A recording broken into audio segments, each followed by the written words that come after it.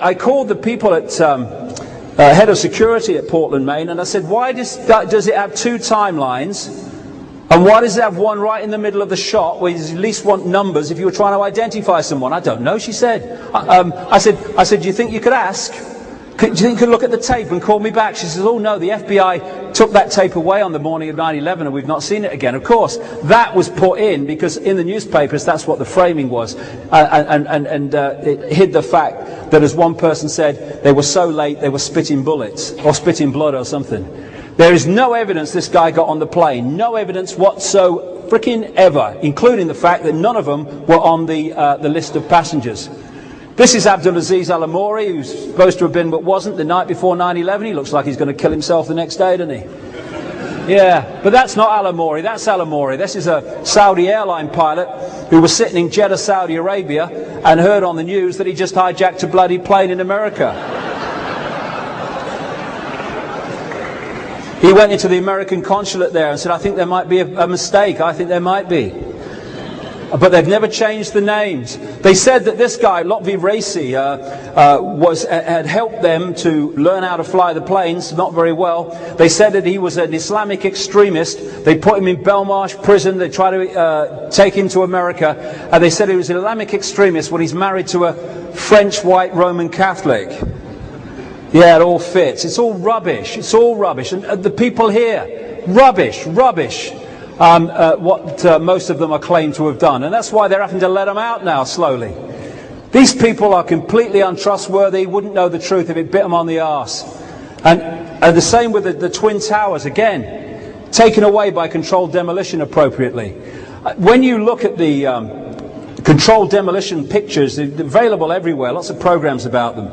At the point where the explosives goes off, there is an outward puff of smoke as the charges go. That is exactly what you see on the Twin Towers before they started to fall.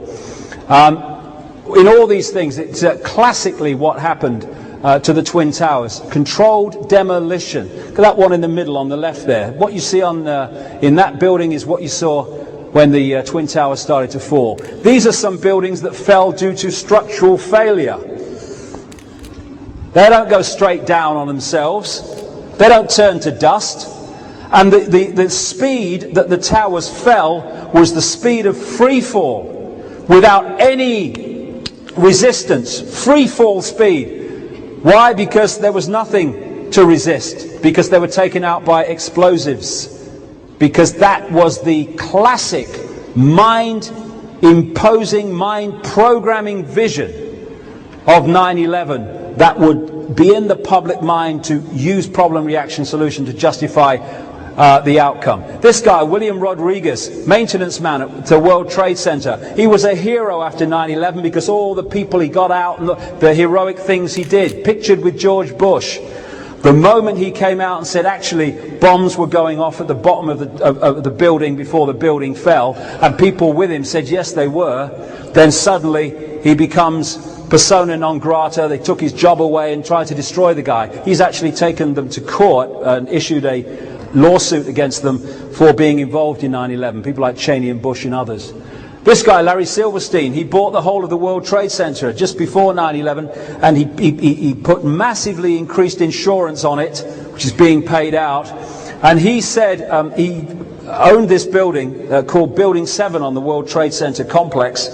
And he said on television in an interview that the authorities came to him on 9/11 and said the building is in such a bad state we want to pull it. In other words, pull it. We want to controlled demolish it.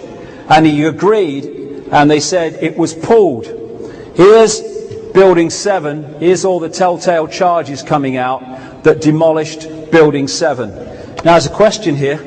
If you've ever seen these programs where they pull buildings of that size, they don't go and put the charges in a few hours. Sometimes takes days to put them in the right places so it falls as it did. On 9/11, they pulled this building in next to no time. Why? Because it was charged already. In Building 7 was a state-of-the-art command center which had been recently built at a cost of $13 million at the instruction of Mayor Giuliani, and a guy I had a long conversation with called, he's a German, former German defense minister called Andreas von Bülow, and he has come out publicly and said he's certain that 9/11 was orchestrated from the command center in Building 7, and the reason they pulled it was to destroy the evidence of what happened. I think he's not far from the truth. Mayor Giuliani, buy a used car, wouldn't buy a new one, mate. I won't go into that. So the whole kind of story of 9/11 is full of holes because it's not true. And the media, despite these holes, continue to parrot the official version of everything. As a result of it, the secret agenda can impose its Orwellian state while the movie tells us it's to protect us. Sums it up: Anglo-American special relationship. Will you lie first or shall I?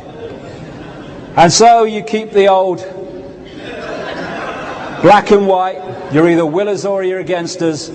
You're with us or you're for the terrorists. You ignore the fact that there was great grief and support from the Islamic world for what happened, because this is what you're after. This is the Nazi technique. Why, of course, the people don't want war. Why should some poor slob on a farm want to risk his life in a war when the best he can get out of it is to come back to his farm in one piece? Naturally, the common people don't want war, neither in Russia, nor in England, nor for that matter in Germany. That is understood.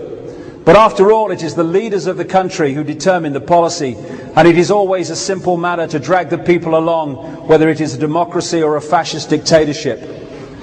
Voice or no voice, the people can always be brought to the bidding of the leaders. That is easy. All you have to do is tell them they are being attacked and denounce the peacemakers for their lack of patriotism and exposing the country to danger. It works the same in any country. Hermann Göring. And that's what they're doing now. Abraham Lincoln said, public sentiment is everything. With public sentiment, nothing can fail. Without it, nothing can succeed. He who molds public opinion is greater than he who enacts the laws. He might have said, and he who molds public opinion can enact whatever laws he wants. Problem, reaction, solution.